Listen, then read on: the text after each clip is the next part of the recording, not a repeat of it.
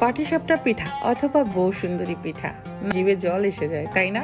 ক্ষীরসায় ভরপুর আর এই পাটিসাপটা পিঠা দেখতে যতটা সুন্দর, খেতেও কিন্তু অনেক মজার। বানানো যে কতটা সহজ আজকের রেসিপি দেখলেই কিন্তু বুঝে যাবেন। আজকের রেসিপি একদম সহজ করে আপনাদেরকে দেখিয়ে দেব, যে কেউ ঘরে তৈরি করতে পারবেন বউ সুন্দরী পিঠা। ভিতরে যে ক্ষীরসাটা তৈরি করেছি সেটা যে কি মজার, আসলে আপনারা নিজের চোখে না দেখলে বিশ্বাস করবেন না। চলুন মূল রেসিপিতে চলে যাই। আমি এখানে 1 কাপ পরিমাণ চাউলের গুঁড়া, 1 কাপ পরিমাণ ময়দা, স্বাদ মতো লবণ, হালকা কুসুম গরম পানি দিয়ে একটা করব। ব্যাটার থিকনেসটা কেমন হবে সেটা দেখিয়ে দিচ্ছি। তার আগে একটা ডিম দিতে হবে। অনেকের ধারণা ডিমের গন্ধ আসবে কিনা, কোনোভাবে ডিমের গন্ধ আসবে না, যেহেতু আমাদের ক্ষীরসাতে প্রচুর পরিমাণ ঘি দেওয়া থাকতো। ক্ষীরসার যে একটা স্মেল সেটাই আপনার মন ভরে যাবে। আর আপনারা হয়তো এর মধ্যে দেখে নিয়েছেন এর থিকনেসটা কেমন। তো চলুন এখন ক্ষীরসা বানাতে চলে যাই।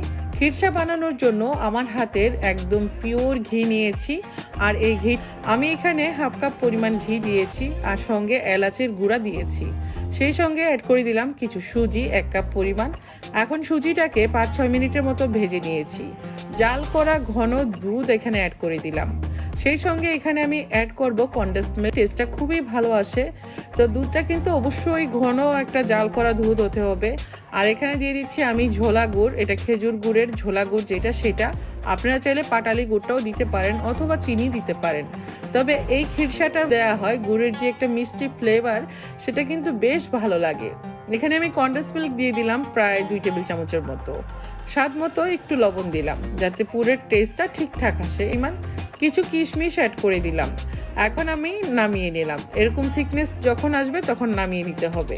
তো নামানো হয়ে গেল। এখন আমি যেটা করব, পিঠাগুলো তৈরি করব। তার আগে একটু নাড়াচাড়া করে এটাকে ঠান্ডা করে নিচ্ছি। এর মধ্যে একটা ছোট্ট রিকোয়েস্ট করব, আমার ভিডিও যদি ভালো লাগে পরে শেয়ার করবেন, এতে করে অন্যরাও দেখতে পারবে। যারা নতুন রাঁধুনি বা ব্যাচেলার ভাইরা আছে তারা সহজে এই পিঠাটা বাসায় তৈরি করতে পারবে। শীত আসলে নতুন আত্মীয়র বাসায় পিঠা দেওয়ার একটা ধুম লেগে যায়, নতুন আত্মীয়দের মন রক্ষা করার জন্য, তাই না? তো একজনের বাসায় যদি আমরা এরকম করে সাজিয়ে গুছিয়ে পাটিসাপটা পিঠাটা বানিয়ে দিন। তো এখানে আমি জর্দার রং নিলাম 1 টেবিল চামচ পরিমাণ, আর এটা মানে ফুড কালার, এটা আমি কেক বানানোতে ব্যবহার করি। আর সেই সঙ্গে ব্যাটারে কিন্তু 1 টেবিল চামচ তেল অ্যাড করেছি। আমি একটা সসের বয়মে ভরে নিলাম কালার করা যেই ব্যাটারটা নিয়েছি সেটা, আর সেটা এভাবে করে টিপ টিপ ফোটা ফোটা দিয়ে দিলাম। সাদা ব্যাটারটা দেওয়ার পর এভাবে প্যানের মাথাটা ধরে একটু গড়িয়ে পাতলা একটা রুটির মতো সেঁকে নেবেন। তার উপর দিয়ে দিতে হবে ক্ষীরসা, আর ক্ষীরসাটা কিন্তু এরকম থকথকেই থাকতে হবে। এর চেয়ে বেশি ড্রাই বা এর চেয়ে বেশি যদি পানসে হয়ে যায় তাহলে কিন্তু ক্ষীরসা খেতে ভালো লাগে না। এখন পিঠাগুলো ঘুরিয়ে ঘুরিয়ে পাটিসাপটার মতো ভাঁজ দিয়ে নেবেন।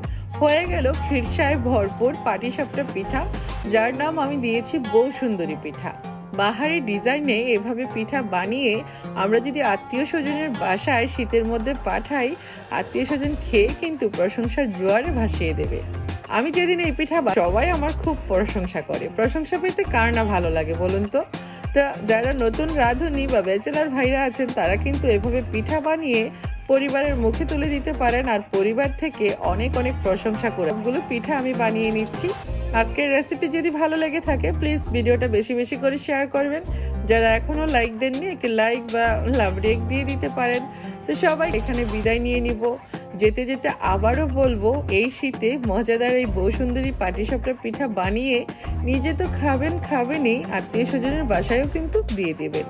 প্রতিবার পেন আমার পিঠাগুলো তৈরি হয়ে গেল, দেখে মনটা ভরে গেল আমার। আসলে এভাবে পিঠা তৈরি করে যখন পরিবারের মুখে তুলে দেই নিজের কাছে, আপনাদের কাছে কেমন লেগেছে কমেন্টের মাধ্যমে জানাবেন। নিচে কমেন্ট অপশন আছে, আমি আপনাদের কমেন্টগুলো পড়ি, আমার কাছে কিন্তু বেশ ভালো লাগে।